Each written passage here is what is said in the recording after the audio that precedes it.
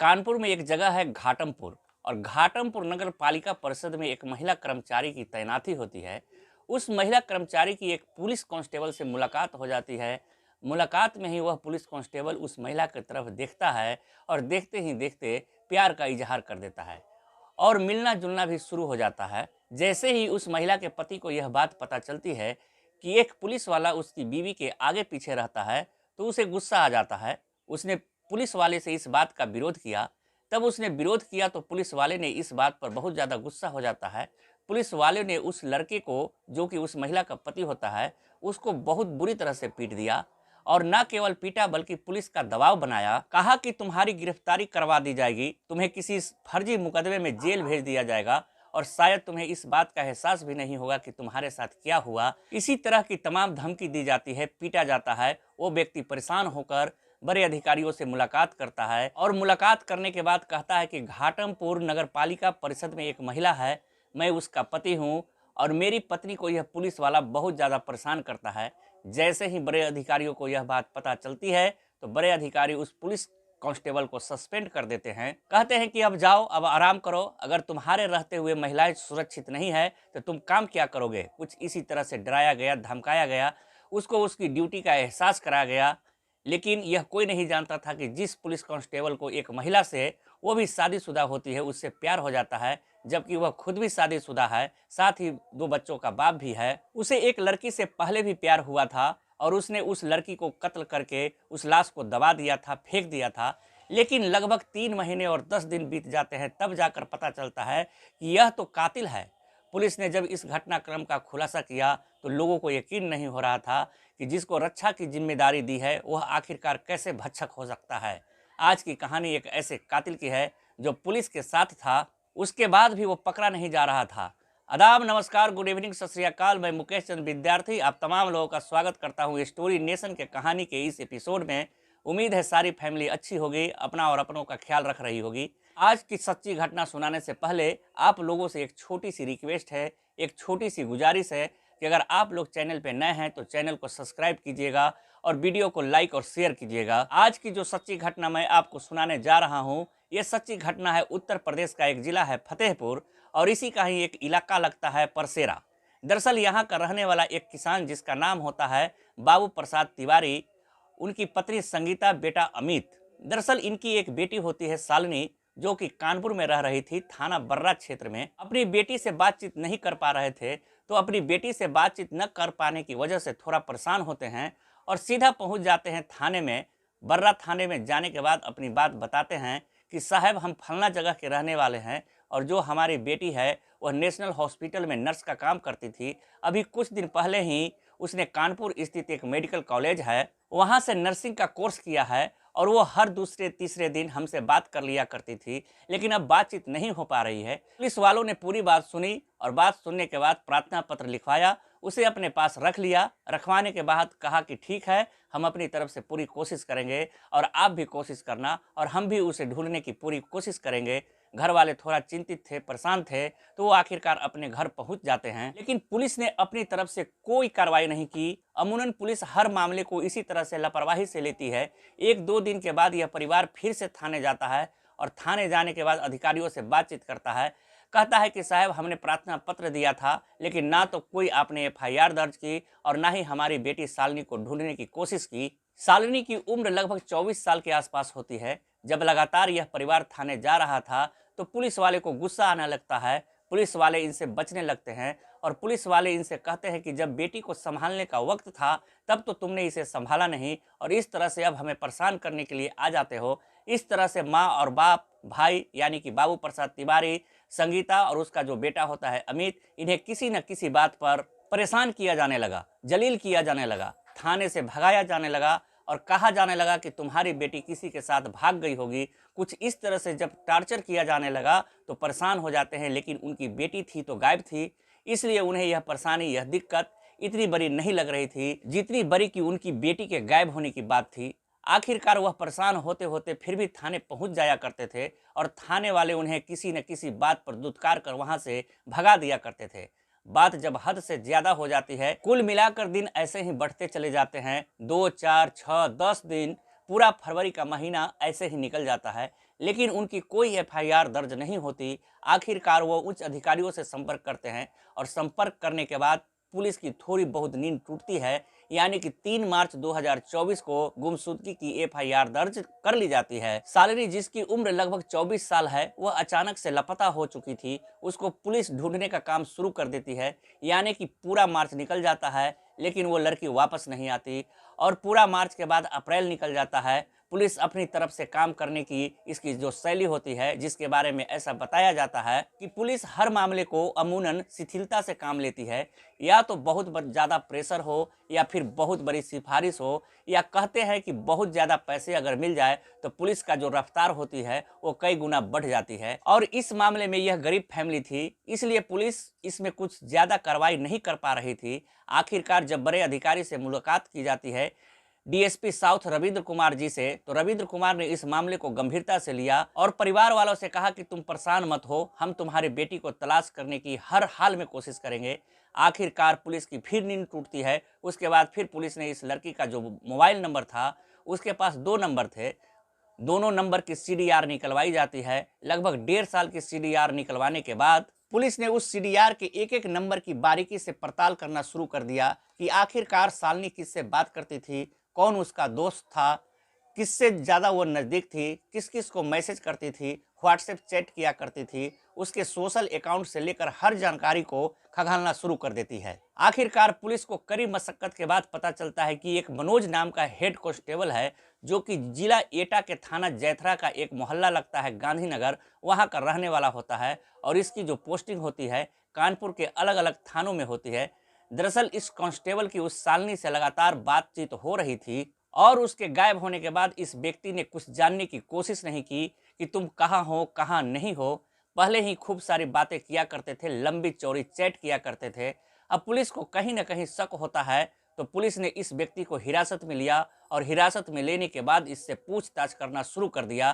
क्योंकि पुलिस ने न केवल इसको हिरासत में सिर्फ इसलिए लिया था क्योंकि वह ज्यादा बात किया करता था, बल्कि इस महिला की जो शालिनी गायब होती है, बर्रा थाने से निकलकर यह चली जाती है एटा और एटा से चली जाती है अयोध्या। लेकिन जब एटा जाती है तो एटा तक इस पुलिस वाले की लोकेशन भी साथ साथ थी और साथ में एक और व्यक्ति होता है जिसका नाम राहुल होता है, जो कि संचेरी का एक राम सिंह का पूर्वा इलाका होता है, वहां का निवासी होता है। 2 और मोबाइल नंबर होते हैं जो ये साथ होते हैं। आखिरकार पुलिस ने उस राहुल को भी हिरासत में ले लिया, साथ ही उस पुलिस वाले को भी हिरासत में ले लिया और हिरासत में लेने के बाद पूछा कि आखिरकार शालिनी कहाँ है, क्योंकि वह आखिरी वक्त में तुम्हारे साथ थी। जो भी सच है बता दो, नहीं तो फिर पुलिस के तरीके से पूछताछ होगी तो शायद तुम्हें बुरा लग सकता है, अजीब लग सकता है। आखिरकार मनोज से जब सीधे सीधे बातचीत करने की कोशिश की तो उसने सच नहीं बताया। तो पुलिस ने अपने तरीके से सख्ती से जब उसने पूछताछ की, तब उसने तोते की तरह बोलना शुरू कर दिया, जो कि अपने आप में वाकई चौंकाने वाला था। दरअसल मनोज कुमार जब पीसीआर के लिए काम करता था, कंट्रोल रूम के लिए काम करता था, तब उसके पास यानी कि कंट्रोल रूम में एक सूचना मिलती है कि बर्रा थाना क्षेत्र में एक एक्सीडेंट हो गया है और वहां पर पुलिस को जितनी जल्दी हो सके वहां पर भेज दीजिए। आखिरकार मनोज कुमार ही जाता है वहां पर, जिसकी उम्र लगभग 50 साल के आसपास होती है। जब जाता है तो देखता है कि एक लड़की का एक्सीडेंट हो गया है। उस लड़की को तत्काल प्रभाव से वो हॉस्पिटल लेकर जाता है। उसके बाद उसका इलाज करवाता है। इलाज कराने के बाद उस लड़की को भेज देता है, जो कि एक पुलिस वाले की कार्रवाई होती है। वो हेड कांस्टेबल मनोज कुमार इस पूरे मामले को आराम से कर देता है। अब इसी बीच में उस लड़की के साथ एक और लड़की होती है। उस लड़की का नाम शालिनी होता है। तो शालिनी उस पुलिस वाले को दिल दे बैठती है, उससे दोस्ती कर बैठती है। दोस्ती प्यार में बदल जाती है और वो दोनों इतने नज़दीक आ जाते हैं कि वो उम्मीद भी नहीं कर सकते थे। लड़की की उम्र 24 साल तो उस पुलिस वाले की उम्र 50 साल, यानी कि दूनी उम्र के उस पुलिस वाले से इस लड़की को, इस नर्स को मोहब्बत हो जाती है, प्यार हो जाता है और यह भी उससे मोहब्बत कर बैठता है। जब दोनों नज़दीक आ जाते हैं, एक दूसरे के साथ बहुत सारी बातें करते थे, एक दूसरे के बिना रह नहीं पा रहे थे।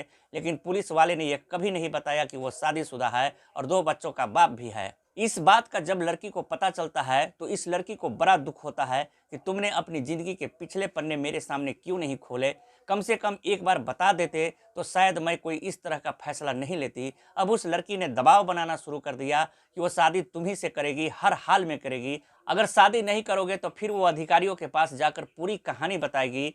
जब इस तरह से लगातार लड़की ने दबाव बनाना शुरू कर दिया तब मनोज परेशान हो जाता है। वो सोचता है कि क्यों न इसे रास्ते से हटा दिया जाए। इसलिए वो अपने दोस्त जिसका नाम शालिनी होता है उससे कहता है कि शालिनी, हम लोग अयोध्या चलते हैं और राम जी के दर्शन करके आते हैं, और वहाँ तो बहुत सारे लोग जा रहे हैं तो इसलिए हमें भी वहाँ चलना चाहिए।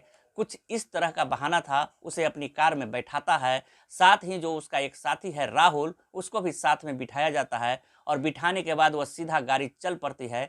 लेकिन गाड़ी अयोध्या की तरफ जाने के बजाय एटा की तरफ चलने लगती है। अब ये लड़की कहती है कि हमारा रास्ता शायद बदल चुका है, हम शायद गलत रास्ते पे जा रहे हैं। और जब ऐसी बात आती है तो इस लड़की का गाड़ी के अंदर ही गला घोटा जाता है गमछे से, और गला घोट कर उसकी हत्या कर दी जाती है। अब यहाँ से लगभग 230 किलोमीटर का सफर तय किया जाता है। यह जो कांस्टेबल होता है वह साथ में था, लाश उसकी गाड़ी में पड़ी हुई थी, और यहाँ से वो अपने एटा की तरफ चल देता है। एटा की तरफ जब जाता है तो अपना उसका इलाका होता है, जिला होता है। एटा का ही एक थाना होता है जैथरा, वहाँ पर एक लटूरी सिंह इंटर कॉलेज होता है। उसी के कुछ फासले पर लगभग 40 फुट गहरा एक कुआं होता है। उस कुएं में जब उस लाश को फेंकने वाला था तो उसके तन से उसने एक एक कपड़े को उतार दिया। उसे लग रहा था कि अगर मैं कपड़े नहीं उतारूंगा तो हो सकता है भविष्य में इन कपड़ों से इस लाश की शिनाख्त की हो जाए। तभी उसने सोचा कि क्यों न इस लाश का चेहरा बिगाड़ दिया जाए, यानी कि उसने उसके चेहरे पर इतनी चोट मारी कि इससे उसका चेहरा पूरी तरह से बिगड़ चुका था। वह चेहरा पहचान में आना बहुत मुश्किल हो रहा था। और ऐसे वक्त चला जाता है 18 फरवरी 2024 को। लगभग इस घटना के लगभग 8-10 दिन के बाद कुछ राहगीर यहाँ से जा रहे थे। उन्हें कुछ दुर्गंध आती है। उस दुर्गंध की वजह से उन्होंने 112 पर फोन किया और एसएचओ राजकुमार सिंह अपनी टीम के साथ मौके पर पहुंचते हैं। इस महिला की जो लाश मिली थी इसको पहचानने की तमाम कोशिश की, तमाम थाने को सूचना दी, लेकिन उधर जो उस लड़की के माँ और बाप, उसका भाई लगातार थाने में चक्कर काट रहे थे। उन्होंने एक तहरीर भी दी, लेकिन पुलिस ने मामले को गंभीरता से नहीं लिया। उधर 3 मार्च 2024 को मुकदमा दर्ज होता है और लाश पहले ही मिल जाती है, यानी कि 18 फरवरी 2024 को। इसलिए किसी थाने में ऐसा रिकॉर्ड नहीं था। किसी लड़की के गायब होने का काश यह रिकॉर्ड होता तो शायद लड़की की लाश पहले ही मिल जाती। लेकिन लड़की की लाश जब शिनाख्त नहीं हो पाती है तो लवारिस में ही इसका लगभग 72 घंटे के बाद अंतिम संस्कार कर दिया जाता है। संस्कार करने के बाद जो भी उसकी पहचान थी, जो भी उसका विसरा रिपोर्ट थी, जो उसकी पोस्टमार्टम रिपोर्ट थी, वो सब एटा के जैथरा थाने में रख लिए जाते हैं। अब पुलिस ने इस लोकेशन के आधार पर जब इस पुलिस वाले को पकड़ा तो वहां जाने के बाद एटा की पुलिस से, जैथरा की पुलिस से जाकर संपर्क साधा जाता है और पता चलता है कि लाश तो पहले ही मिल चुकी थी। आखिरकार मनोज कुमार जो हेड कांस्टेबल होता है और साथ में जो उसका सहयोगी होता है जिसका नाम राहुल होता है, बताया जाता है कि वो उस पुलिस वाले का साधु का लड़का होता है राहुल, जिसका साथ लिया गया था, और उन्होंने मिलकर एक लड़की की हत्या कर दी थी। इसलिए क्योंकि पहले तो उसे प्यार हो गया था और प्यार होने के बाद दोनों नज़दीक आ जाते हैं। ऐसा बताया जाता है कि इन दोनों के बीच में फिजिकल रिलेशन भी बने थे। अब वो बने थे या नहीं बने थे, खैर ये तो पुलिस की जांच ही बता सकती है। लेकिन जब नज़दीकियाँ बढ़ जाती है तभी लड़की ने कहा था कि मैं तुमसे शादी करना चाहती हूँ, और इसलिए उसने उससे पीछा छुड़ाने की कोशिश की। और ये भी बताया जाता है कि पुलिस का जो हेड कांस्टेबल होता है उसकी पत्नी को भी यह बात पता थी कि इस पुलिस वाले का, यानी कि उसके पति का, एक लड़की के साथ अफेयर चल रहा है। पुलिस के लिए अभी ये जांच का विषय है, इसमें कौन कौन दोषी है कौन कौन नहीं, इसका पता चल जाएगा। साथ ही इस लड़की के जो माता पिता हैं, भाई होते हैं, जो मीडिया के सामने कहते हैं कि काश पुलिस ने पहली ही बार में इस मामले को गंभीरता से लेकर मुकदमा दर्ज कर लिया होता तो शायद यह पहली बार में ही पकड़ा जाता। अब यह साफ क्लियर नहीं पता चल पाया कि उसने 8 तारीख को ही उसकी हत्या कर दी थी या 1-2 दिन के बाद हत्या की थी। ना केवल उन्होंने हत्या की थी, हत्या करने के बाद लड़की के मोबाइल नंबर थे, उसे ले जाकर अयोध्या में फेंक देते हैं ताकि पुलिस को यह लगे कि आखिरकार वो लड़की अयोध्या गई थी, क्योंकि उसने अपने पड़ोसी से, एक महिला से, एक बैग मांगा था। कहा था कि मैं 3-4 दिन के बाद वापस लौट के आऊंगी, मुझे अपना बैग दे दो। आखिरकार यह भी कहा जाता है कि कातिल चाहे कितना भी शातिर किस्म का क्यों न हो, लेकिन कत्ल करते वक्त कोई ना कोई गलती कर देता है। और इसमें भी कातिल ने गलती की थी, क्योंकि वो लड़की से लगातार फोन पर संपर्क में था। जब 1.5 साल की सीडीआर निकलवाई जाती है तो आखिरकार कातिल पकड़ा जाता है। वो कातिल, उसे किसी महिला कर्मचारी जो कि नगर पालिका परिषद में काम करती है, उससे प्यार हो जाता है। तो कभी किसी की मदद करने के लिए जब जाता है तो उसे हॉस्पिटल में पहुंचाता है तो उसे प्यार हो जाता है। ये वो 2 मामले हैं जो पता चल जाता है, लेकिन ऐसे न जाने कितने मामले होंगे इस पुलिस कांस्टेबल के जिसने अलग-अलग लड़कियों के साथ कुछ ऐसी हरकतें की होगी। दोस्तों, इस पूरे घटनाक्रम को सुनाने का उद्देश्य किसी को परेशान करना नहीं है, किसी का दिल दुखाना नहीं है, बल्कि आपको जागरूक करना है, आपको सचेत करना है और यह बताना है कि कानून सभी के लिए समान है, चाहे वह देश के नेता हो, अभिनेता हो, पुलिस वाला हो या फिर बिजनेसमैन हो या आम आदमी हो। कानून की धाराएं सभी के लिए समान काम करती है और यह धाराएं भी इस पुलिस वाले के लिए वैसा ही काम करेंगे जैसे क्या एक बड़े अपराधी के लिए काम करते हैं। अब इससे न केवल यह जेल में रहेगा, बल्कि जो इसके 2 बच्चे हैं उसकी ज़िंदगी कैसे कटेगी, साथ ही इसकी पत्नी कहाँ जाएगी, किसको अपना मुंह दिखाएगी, यह भी एक सवाल खड़ा हो जाता है। दोस्तों, मिलते हैं कल एक और नई कहानी के साथ। तब तक आप लोग अपना ख्याल रखें, सुरक्षित रहें। जय हिंद, जय भारत।